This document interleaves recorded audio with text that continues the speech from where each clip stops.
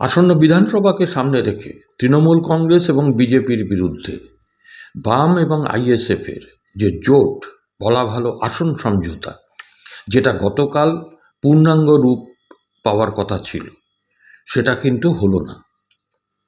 আইএসএফের বিধায়ক এবং নেতা নওশাদ সিদ্দিকী তার সতীর্থদের নিয়ে গতকাল যথারীতি আলিমুদ্দিনে গিয়েছিলেন। কিছুক্ষণ থাকার পরে তারা কিন্তু বেরিয়ে আসে। তাহলে কি আইএসএফের সঙ্গে বামের জোট ভেস্তে গেল? আজকের ভিডিওতে আমি সেই বিষয়টা নিয়েই আলোচনা করব। প্রকৃত সমস্যাটা কোন জায়গায় আটকে আছে, কবে সেটা মিটতে পারে, সেইটা বলার জন্যই আজকে আমার এই ভিডিও। আমি কোনো ভাষা কথা বলবো না, অথেন্টিক কথা ছাড়া আমি কিছু বলি না আপনাদের কাছে। আমার মানে নিজের সূত্র ধরে আমি যে খবরটা পেয়েছি সেই খবরটা আপনাদের কাছে আমি জানাতে এসেছি। দেখুন, ফরওয়ার্ড ব্লক এবং আরএসপি মূলত তাঁরা এবারে গত 21 বিধানসভার থেকে বেশি আসন দাবি করেছিলেন। সেটা আমার আগের ভিডিওতে আমি ডিটেলসে আলোচনা করেছি। এমনকি সিপিআইএমের লিবারেশন কোন কোন আসন পাচ্ছেন, কটা পাচ্ছেন, সব আমার আগের ভিডিওটা দেখবেন, সব ডিটেলস আছে, আমি সেই বিস্তারিততে যাচ্ছি না। এখন ফরওয়ার্ড ব্লকের সঙ্গে মূলত যে আসনগুলো নিয়ে শুধু আইএসএফই যে সেখানে প্রার্থী আছে তা নয়, কোনো কোনো জায়গায় সিপিএমেরও প্রার্থী দেওয়ার জন্য সিপিএম তাদের ওই দাবি জানিয়ে রেখেছে, ঠিক করে ফেলে রেখেছে তারা। মূলত ফরওয়ার্ড ব্লকের সঙ্গে 5টা আসন নিয়ে বিরোধ চলছে। তার মধ্যে উত্তরবঙ্গের 3টে আসন, কুচবিহার উত্তর, জলপাইগুড়ি সদর এবং মালদার হরিশ্চন্দ্রপুর। আর দক্ষিণবঙ্গের মধ্যে 2টো সিট, একটা হচ্ছে উত্তর 24 পরগনার মধ্যমগ্রাম এবং দ্বিতীয়টা হচ্ছে বর্ধমানের গলসি। এখন ফরওয়ার্ড ব্লকের বক্তব্য হচ্ছে যে আমরা এই আসনগুলোতে প্রার্থী দেব। এর পেছনে তাদের যুক্তি হচ্ছে যে এই আসনগুলোতে তাদের সাংগঠনিক শক্তি যথেষ্ট মজবুত। দ্বিতীয়ত হচ্ছে এইগুলো তাদের ট্র্যাডিশনাল সিট, তারা ট্র্যাডিশনালি এখান থেকে লড়ে যাচ্ছেন। গত 21 সালের বিধানসভা নির্বাচনে যেমন মধ্যমগ্রামের মতন কিছু আসন ছেড়ে দিতে হয়েছিল, কিন্তু এবারে যেহেতু কংগ্রেসের সঙ্গে বামেদের জোটটা হচ্ছে না, তাই তারা সেই আসনগুলোকে রাখতে চায়। যেমন ধরুন মধ্যমগ্রাম আসনটা গতবারে আইএসএফ লড়েছিল, কিন্তু ফরওয়ার্ড ব্লকের যুক্তি হচ্ছে যে মধ্যমগ্রামটা হচ্ছে বারাসাত লোকসভার অন্তর্ভুক্ত একটি আসন, তাই বারাসাত লোকসভায় যেহেতু ফরওয়ার্ড ব্লক লড়ে, তাই মধ্যমগ্রাম আসনটা তারা হাতছাড়া করতে চাইছে না।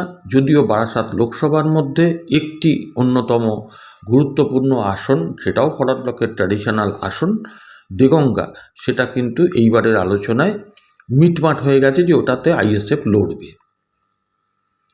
আবার একইভাবে আরএসপির সঙ্গে ভরতপুর মানে মুর্শিদাবাদের ভরতপুর সহ কয়েকটি আসন নিয়ে সমস্যা আছে।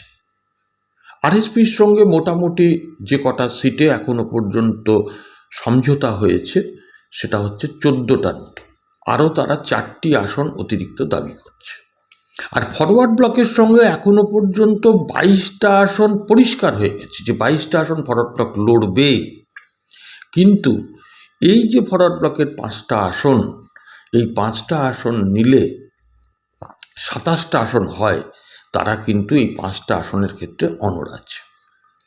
গতদিন বামফ্রন্টের বৈঠকে মানে সিপিএমের সঙ্গে ফরওয়ার্ড ব্লকের দ্বিপাক্ষিক বৈঠকে নরেন চট্টোপাধ্যায় তিনি এই 5টা সিটের কথা বলে আসেন এবং সিপিআইএম নেতৃত্ব সেটা যখন অরাজি হন, নরেন চট্টোপাধ্যায় বলে আসেন যে তাহলে আমরা আমাদের সম্পাদক মণ্ডলীতে আলোচনা করব এবং যেহেতু রাজ্য কমিটি সম্পাদক মণ্ডলীকে ক্ষমতা দিয়েছে সিদ্ধান্ত নেওয়ার, তাই আমরা সম্পাদক মণ্ডলীতে গিয়ে এটা আলোচনা করে আমরা জানাবো। এবং বামফ্রন্ট চেয়ারম্যানকে তারা কিন্তু এটা লিখিতভাবে জানিয়েছে যে ওই 5টা সিট আমরা ছাড়তে চাইছি না।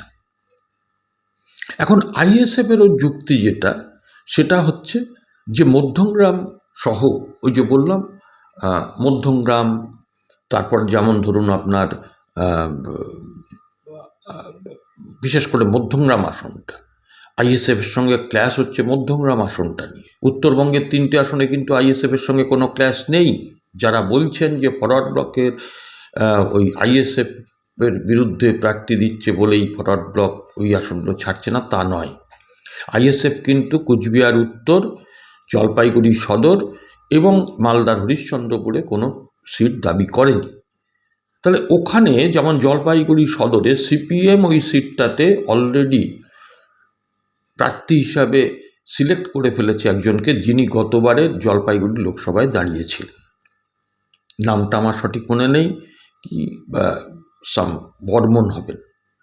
তো যাই হোক, আরএসপিও কিন্তু ওই ভরতপুর সহ আরও 4টে আসনের দাবিতে অনড় আছে। সিপিআইয়ের মনোভাব অনেকটা নমনীয়। সিপিআই যে কটা আসন পেয়েছে তারা আর 2টো আসন দাবি করছে, পেলেও ভালো, না পেলে আমি যতটুকু শুনতে পেয়েছি সিপিআই কিন্তু এই জোটে আর কোনো সমস্যার সৃষ্টি করবে না।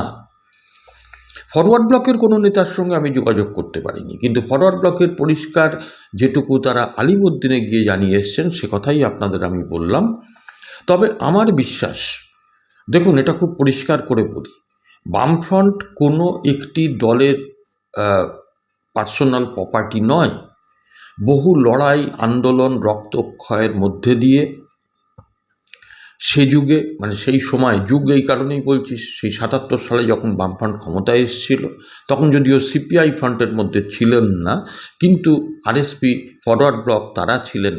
অশোক ঘোষ, ননী ভট্টাচার্য, মাখন পাল, প্রমোদ দাশগুপ্ত, জ্যোতি বসু থেকে শুরু করে এরা কিন্তু বহু লড়াই আন্দোলনের মধ্যে দিয়ে, রক্তাক্ষয়ী আন্দোলনের মধ্যে দিয়ে নির্দিষ্ট কর্মসূচির ভিত্তিতে তারা বামফ্রন্ট তৈরি করে। ক্ষমতায় বামফ্রন্ট নেই আজকে প্রায় ধরুন 15 বছর, কিন্তু এখনও বামফ্রন্ট আছে, বামফ্রন্টের ঐক্যটাও কিন্তু আছে। তাই বামফ্রন্ট ভাঙার দায় কেউ নেবেন না।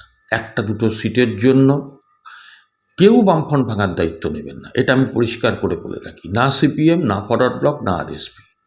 আজকে এই কঠিন দিনে দাঁড়িয়ে এই তৃণমূল এবং বিজেপিকে যখন মানুষ হারাতে প্রস্তুত, মানুষ যখন চাইছে বাম আইএসএফের জোট হোক, তখন সেখানে দাঁড়িয়ে যদি কারোর অনড় মনোভাবের জন্য এই জোট প্রক্রিয়া ভেঙে যায়, তাহলে কিন্তু আগামী দিনে তিনি পশ্চিমবঙ্গের মানুষের কাছে আসামি হয়ে থাকবেন। হ্যাঁ, আমি খুব দায়িত্ব নিয়ে এই শব্দবন্ধটা ব্যবহার করলাম, আসামি হয়ে থাকবেন। আর এই কথাটাও মাথায় রাখতে হবে যে আইএসএফের মতন একটি শক্তি, যে দলটা 5 বছর আগে জন্ম নিয়েছিল, যার নেতা নওশাদ সিদ্দিকী, তার একটি কোনো কথা সাম্প্রদায়িক নয়। তিনি অনেক 5 বছরে পরিণত রাজনৈতিক ব্যক্তিত্বে পরিণত হয়েছেন। তিনি তৃণমূলের কাছে বিক্রি হয়ে যাননি অন্যদের মতন। তিনি কিন্তু তার দলের মধ্যে এমন কোনো কর্মসূচি নেননি যেটা নাকি বামফ্রন্টের বিরুদ্ধে যায়, বরং নওশাদ সিদ্দিকী নির্দিষ্ট জনস্বার্থে আন্দোলন করতে গিয়ে তিনি 42-44 দিন জেল খেটেছেন। আজকে এই বিষয়টাকে কিন্তু উপেক্ষা করে লাভ নেই। এবং আইএসএফ এই 5 বছরে তাদের শক্তিটাকে অনেক সংহত করেছে। যাই হোক, আমি তাই আশা করব যে আইএসএফ নেতৃত্ব গতকাল যখন গিয়েছিলেন সিপিআইএম তাদের কাছ থেকে 2 দিন সময় চেয়েছেন, তার মানে আগামীকাল, খুব সম্ভাবনা বেশি, না হলেও পরশুর মধ্যে আরএসপি এবং ফরওয়ার্ড ব্লকের সঙ্গে দ্বিপাক্ষিক স্তরে আলোচনা করে সমস্যার সমাধান হবে। কারোকে 2টো আসন ছাড়তে হবে, কারোকে 2টো আসন ধরতে হবে। এই সমস্যা মিটবেই। এবং আমি আপনাদের একটা কথা বলে শেষ করব, সেটা হচ্ছে মানুষ কিন্তু চাইছে বিকল্প হিসাবে বাম আইএসএফের জোটকে। এবং আমি বলছি না বাম আইএসএফের জোট ক্ষমতায় ড্যাং ড্যাং করে চলে আসবে, কিন্তু পশ্চিমবঙ্গের ক্ষমতা কাদের হাতে যাবে তার নির্ণায়ক শক্তি হবে বামেরা, বা বলা যায় না, বামেরা কিন্তু অনেক ম্যাজিক ঘটিয়ে দিতে পারে। আজকে এই অবধি, আবার দেখা হবে পরবর্তী এপিসোডে। নমস্কার, সবাই ভালো থাকুন।